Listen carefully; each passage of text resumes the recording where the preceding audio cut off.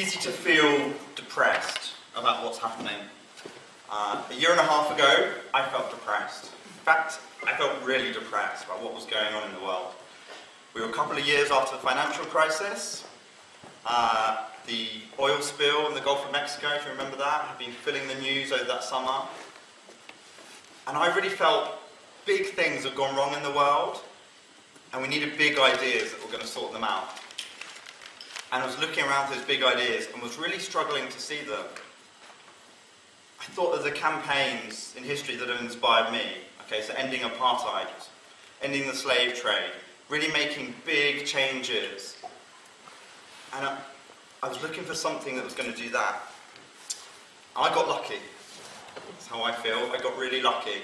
I had the good fortune, someone sent me an email about this new idea that had sprung up. There's a British lawyer called Polly Higgins, and she created a law, this idea called ecocide. Now, ecocide is the mass destruction of the environment. Okay, it's things like that oil spill in the Gulf of Mexico. It's the destruction of the Amazon rainforest, and examples from Bolivia and many, many other countries around the world. And what was so powerful about this is, how do we actually change the behaviour of these corporations? And her idea, it's so simple, but so powerful, which is to make those CEOs personally responsible for what's going on. And personally responsible by making it a crime. I was really struck by what was said about, we recognise in laws our values. Well, what this is about recognising is that so the destruction that's going on is so wrong that we need to make it a crime. And what's so powerful is that when you make it a crime that holds people individually responsible, okay, put yourself, if you will, in the shoes of the chief executive of Shell for a moment, or BP, or whoever you like. And if you know that there's a crime in place that you could go to prison for whatever, ripping apart a forest, for taking oil from somewhere and destroying the land and polluting people's water, it's a massive disincentive for you to do it. It's something that's literally going to change your thinking. And it doesn't just hold you responsible, it also holds a government minister responsible who permits it. It holds the head of the investment bank responsible who funds it. So I jumped in and I helped her launch a book. There's a book which lays out all of this in detail. And what's so interesting, I found as well, is that it's already a crime in wartime.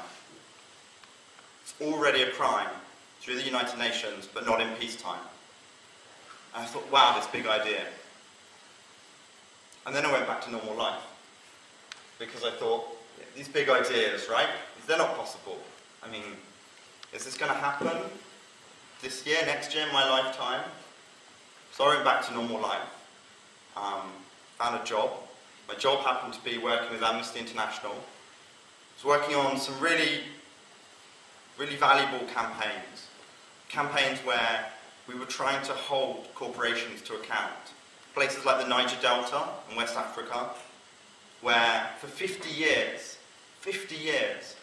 they've been taking the oil out and they've been ravaging the landscape. And this is somewhere, if you talk about biodiversity, it's got the biggest number of species of fish in the whole of Africa, the wetlands there, and many other sources of life. So literally one of the sources of life on the planet.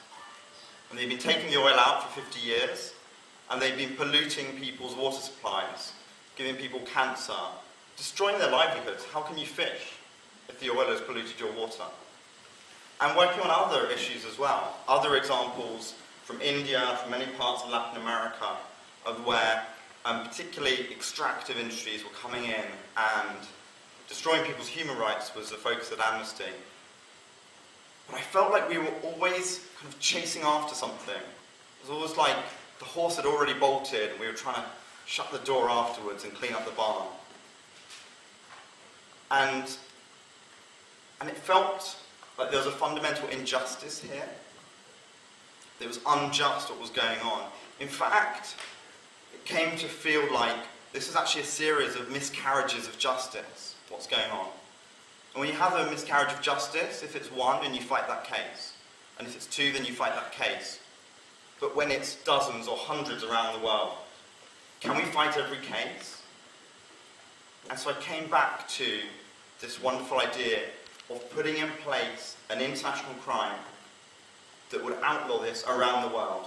Not wait country by country for the law to come in. So I got in touch with Polly again and threw myself back into the campaign at a time when it was starting to gear up.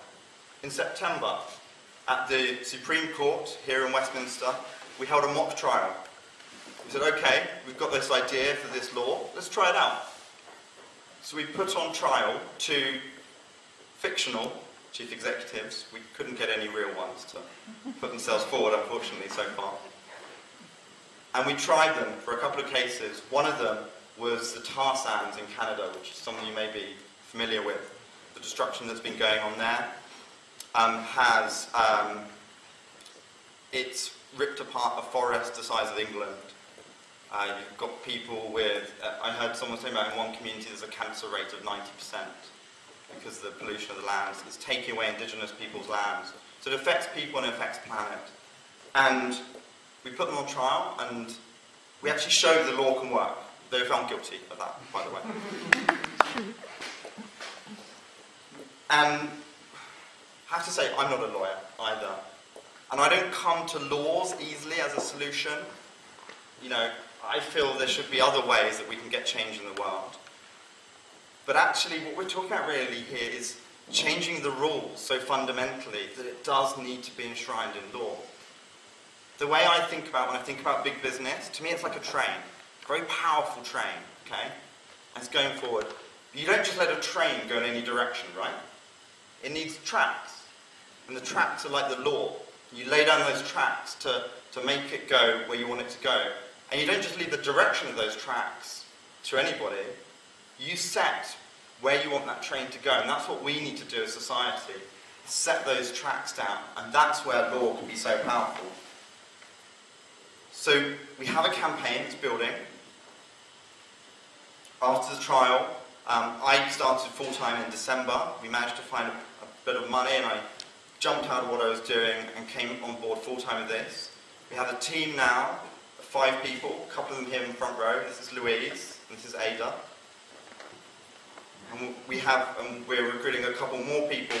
What's more important than the team we've managed to fundraise to support is actually the growing team, the bigger team of people around the world who are getting on board with this idea. Because this really could be a transformative solution that we don't say the polluter must pay. We say that the polluter shouldn't pollute. And more people are getting on board with this idea. Nemo Bassi, the head of Friends of the Earth International, Mel read out his poem at the beginning. He said, this may be the only thing that can stop climate change. Now I think there's more we need, and I think there's a lot of powerful ideas here, but I really passionately feel this is one of them that we need. I'd just like to finish on one story from the original Earth Summit in Rio in 1992. I was watching a speech. It wasn't one of the politicians. It was a girl, actually a 12-year-old girl from Canada, who made one of the most wonderful speeches that you'll ever see. Watch it on YouTube if you can. And she talked about lots of things that were wrong in the world. And as she talked through them, God, it was easy to get depressed thinking about them. And she talked about lots of things that had to change. Well, one of the things that has changed in the past 20 years is the ozone layer. We've actually put in place an international law to restrict CFCs, and the ozone layer is healing itself. It's just one example, and now we need something much bigger, but it's an international law that can make that kind of change. Now, I can't tell you what's going to happen in Rio this time round. Corporate cop-out or global governance, I don't know. But what I feel is, in 20 years' time, Rio+20, when I'm talking to my kids then, I want to be saying that I stood up and did absolutely the best that I could. So let's push and let's reach to the stars, and if we only hit the moon or if we hit it later, then let's go for it.